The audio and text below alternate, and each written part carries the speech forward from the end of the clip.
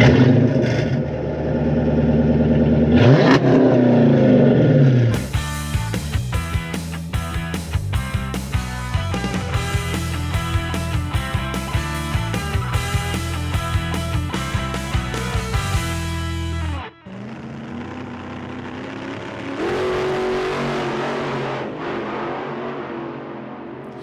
everyone and welcome back to the B&B Motorsports channel. Today I am here with Sinner, a 2009 Challenger RT, as promised from my World of Wheels video when I said I would be reviewing him. Make sure you check out the description for the specific time codes and let's get started.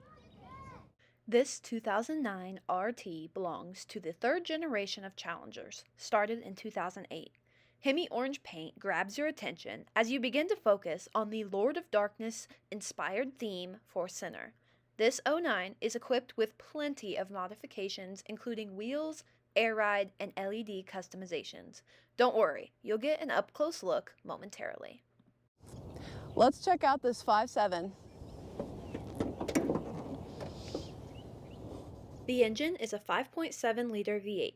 While the stock 5 speeds numbers were stated at 370 horsepower and 398 pound-foot of torque, modifications like a cold air intake, larger throttle body spacers, and an oil catch can means Sinner can claim a respectable 425 horsepower and 415 pound-foot of torque. The owner added these 20-inch marquee black smoke rims.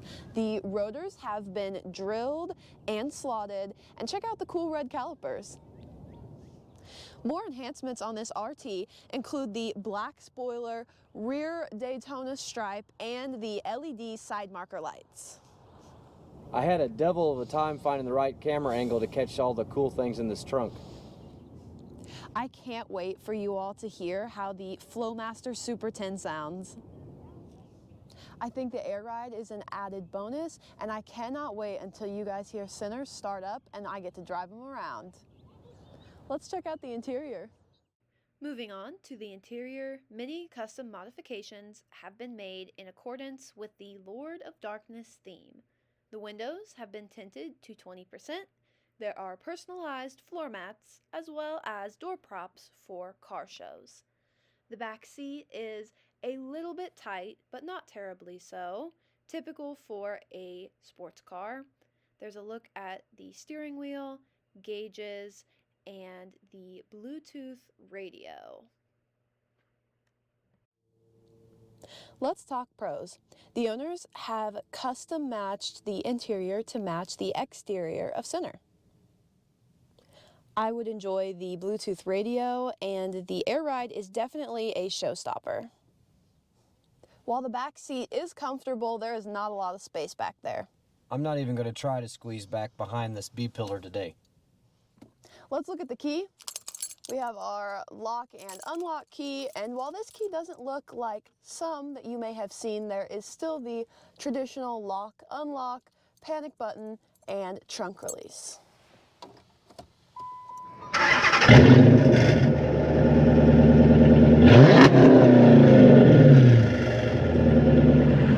Let's go for a cruise.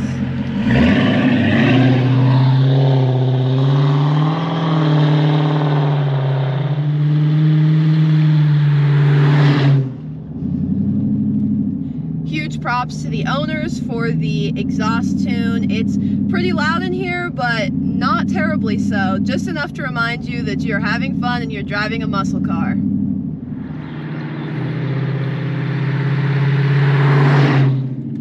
My only concern is this thicker A-pillar here. There's a bit of vision limitation. Again, just something you get used to over time.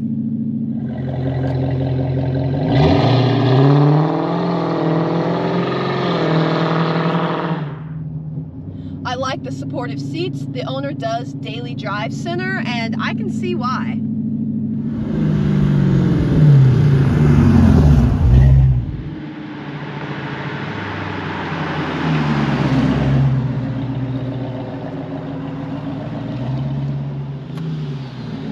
That was fun. Let's head back for the final review. You've made it to the final review. Let's get started with performance.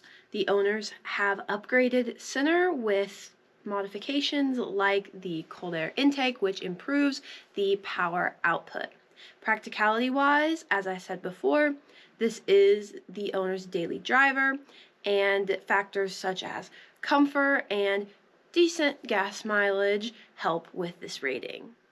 Aesthetically, the owners have custom designed this Challenger to their liking, as you saw from the exterior and the custom matched interior. This Challenger has won many awards at shows such as World of Wheels.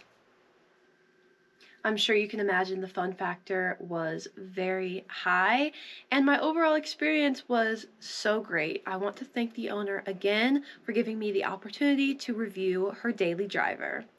That's all for this week. Make sure you check in next week where I will be reviewing a 2021 Jeep Wrangler Rubicon 392.